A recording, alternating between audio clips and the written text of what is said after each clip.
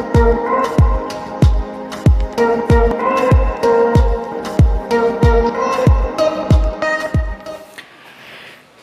Morning बच्चों।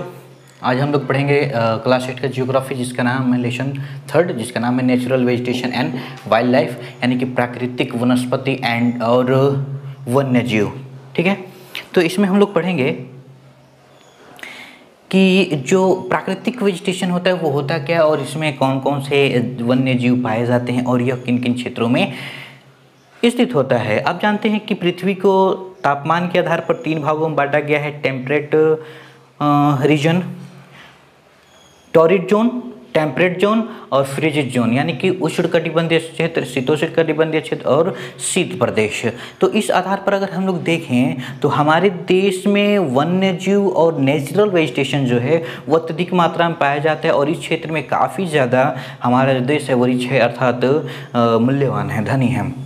ठीक है, हमारे देश में विभिन्न प्रकार की वनस्पतियाँ इत्यादि पाई जाती हैं और विभिन्न प्रकार के जीव जंतु इत्यादि अलग अलग क्षेत्रों में पाए जाते हैं। हमारे देश में सदाबहार वन पाए जाते हैं, उष्णकटिबंधीय क्षेत्रों में पर्णपाती वन पाए जाते हैं, रेगिस्तान वन पाया जाता है और भी विभिन्न प्रकार के इसमें पर्वतीय क्षेत्र पाया जाता है, जहाँ पर अलग अलग प्रकार की वनस्पतियाँ और जीव जंतु पाए जाते हैं। तो इन्हीं के बारे में हमें पढ़ना है। तो सबसे पहले ये जान लेते हैं कि इम्पोर्टेंस ऑफ नेचुरल वेजिटेशन। तो नेचुरल वेजिटेशन होता क्या है? ऐसे पेड़ पौधे जो मनुष्य के हस्तक्षेप के बिना उगते हैं उन्हें हम लोग कहते हैं नेचुरल वेजिटेशन, अर्थात प्राकृतिक वनस्पति।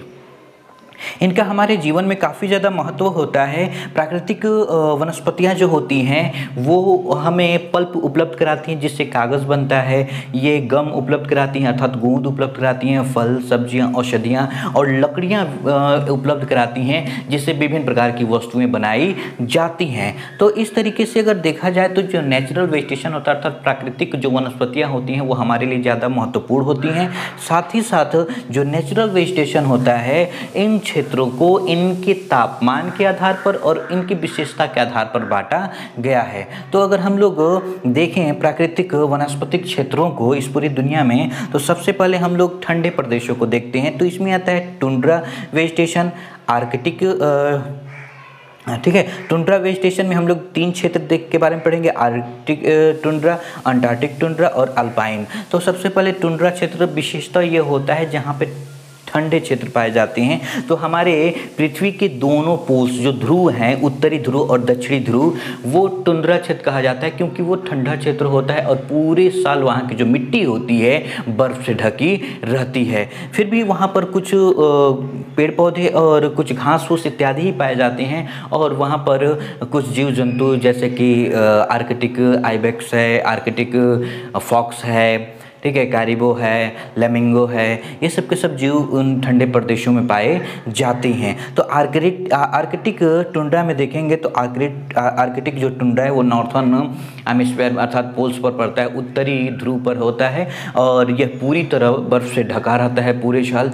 यहाँ पर जो खासकर यहाँ पर देखा जाए तो घास फूसी उगते हैं, चूँकि यहाँ पर धूप बहुत कम होता है और यहाँ पे ठंडी हर समय रहती है, ठंडी हवाएं चलती हैं। इस वजह से यहाँ पर ज़्यादा वेजिटेशंस पाए नहीं जाते हैं, अर्थात वनस्पतियाँ पाई नहीं जाती हैं। हाँ, यहाँ पर जो जीव जंतुओं की वैरायटी है वो अत्यधिक मात्रा में पाई जाती है।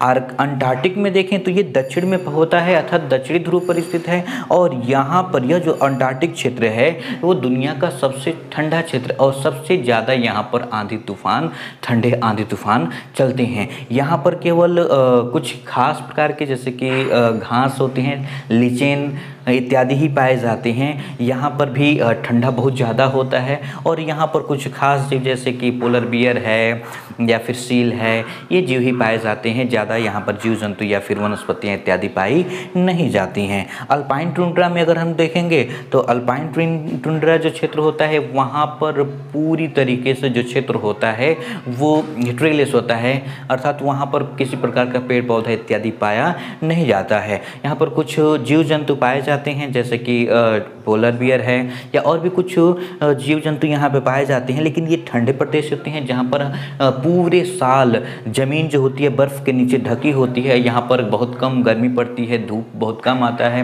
ठीक है, पूरे साल ठंडी रहती है और तेज़ आंधियाँ चलती है, इसलिए यहाँ पर अत्यधिक मात्रा में वेजिटेशन पाया नहीं जाता है। ये सब के सब ठंडे क्षेत्र हैं और यहाँ पर जो जीव जंतु हैं वो भी बहुत कम मात्रा में ही पाए जाते हैं, क्योंकि अगर देखा जाए तो ये एक प्रकार का कोल्ड डिजर्ट कहलाएगा, अर्थात ठंडा रेगिस्तान कहलाएगा, जहाँ पर वेजिटेशन बहुत कम मात्रा में पाई जाती है। तो अगर देखा जाए हमारे देश में, तो हमारे देश में भी कोल्ड डिजर्ट हैं, ठीक है, जो स्पीति है, लताउल है, ये दो ऐसी जगहें हैं जो कोल्ड डिजर्ट के नाम से जानी जाती हैं, जो भारत में पाई जाती हैं, ठीक है। तो इन जगहों पर भी कम पेड़ पौधे उगते हैं, जीव जंतु बहुत कम पाए जाते हैं, क्योंकि ठंडा होने के कारण और धूप न मिलने के कारण यहाँ पर जो पौधे होते हैं वो पूरी तरह उग नहीं पाते हैं। हाँ, गर्मी के समय में कुछ समय के लिए जो घास फूस होती है, ठीक है, वो उगते हैं, लेकिन गर्मी के समय के ख़त्म होने के बाद, अर्थात धूप ख़त्म होने के बाद वो भी ख़त्म हो जाते हैं। पुनः अगले साल जब धूप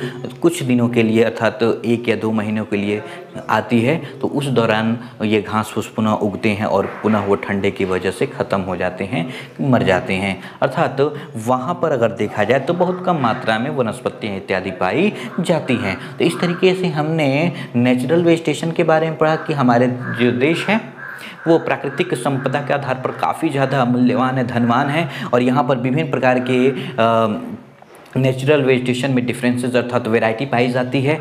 हमारे देश में विभिन्न प्रकार के वन पाए जाते हैं, सदाबहार वन पाए जाते हैं, पर्णपाती वन पाए जाते हैं, रेगिस्तानी क्षेत्र है या फिर टुंड्रा क्षेत्र है, ठीक है, मैंग्रोव क्षेत्र है, और यहाँ पर हर क्षेत्र की विशेषता है। वहाँ पर विशेष प्रकार के जीव जंतु पाए जाते हैं, जंगल वनस्पति इत्यादि पाई जाती हैं, ठीक है।